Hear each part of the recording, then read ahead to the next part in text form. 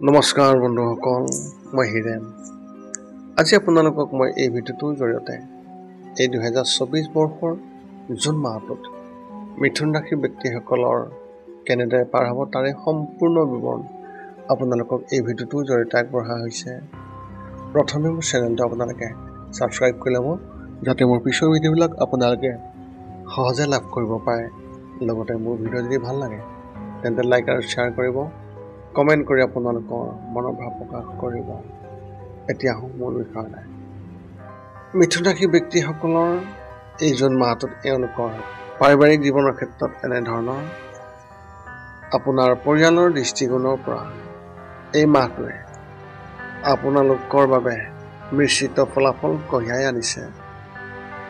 এই মাহত আপুনি আপোনাৰ পৰিয়ালৰ সদস্যৰ পৰা সম্পূৰ্ণৰূপে আপুনি সমৰ্থন পাব, কিন্তু কিছুমান বিষয়ত আপোনাৰ দেউতাকৰ লগত আপোনাৰ মতানৈক্য হ'ব পাৰে।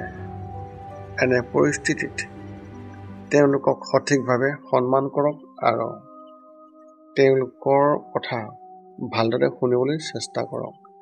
মাকৰ স্বাস্থ্যৰ অলপ বেয়া হ'ব পাৰে বুলি বিশেষ লক্ষণ দেখা গৈছে, গতিকে কোনো ধৰণৰ মানসিক অসুবিধা দিয়াৰ পৰা বিৰত থাকক। যদি তাই ইতিমধ্যে অসুস্থ তেন্তে চিকিৎসকৰ সৈতে যোগাযোগত ৰাখক।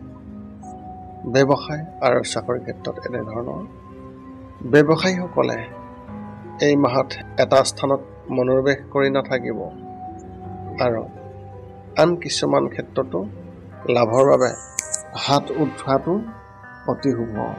ইয়াৰ বাবে আপোনাৰ পৰিয়ালৰ সৈতে ভালদৰে আলোচনা কৰক, যাতে সঠিক সিদ্ধান্ত আপুনি ল'ব পাৰে।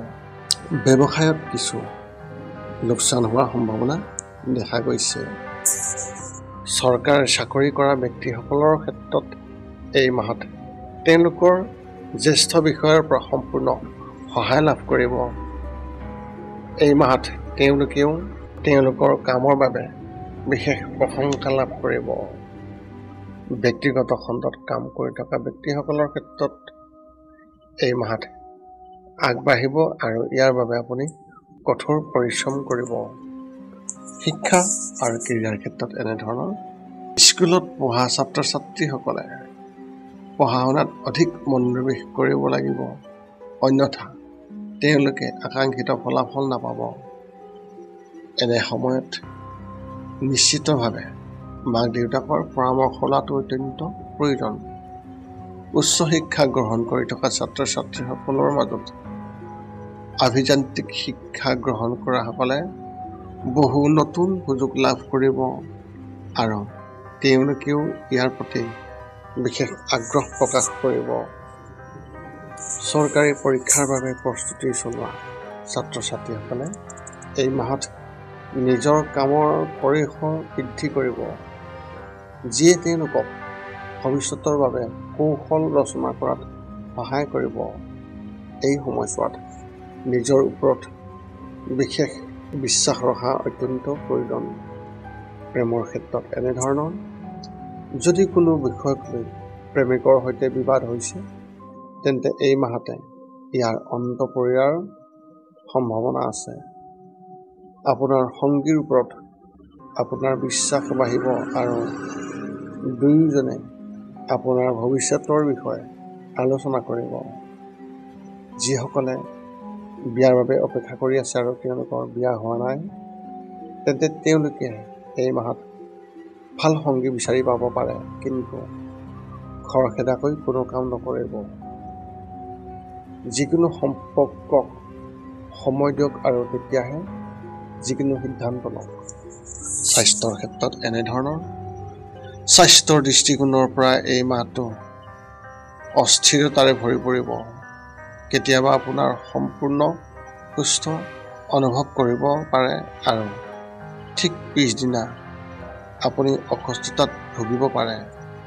যদিও কোনো গুৰুতৰ বেমাৰ নাথাকিব, তথাপিও সৰু সৰু বেমাৰ হ'ব পাৰে। মানসিকভাৱে কেতিয়াবা আপোনাৰ মনটো অস্থিৰ হৈ থাকিব আৰু কেতিয়াবা আপুনি সতেজ অনুভৱ কৰিব।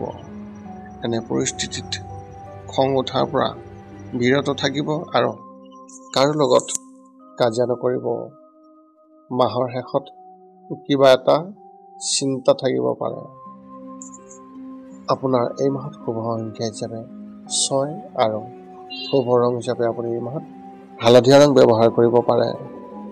এই আছিল মিথুন ৰাশি ব্যক্তিসকলৰ এই 2024 বৰ্ষৰ জুন মাহটোত কেনেধৰণৰ ফলাফল লাভ কৰিছে। পুনৰ লগ পাম অন্য এটা ভিডিঅ'ত। আজিলৈ ধন্যবাদ।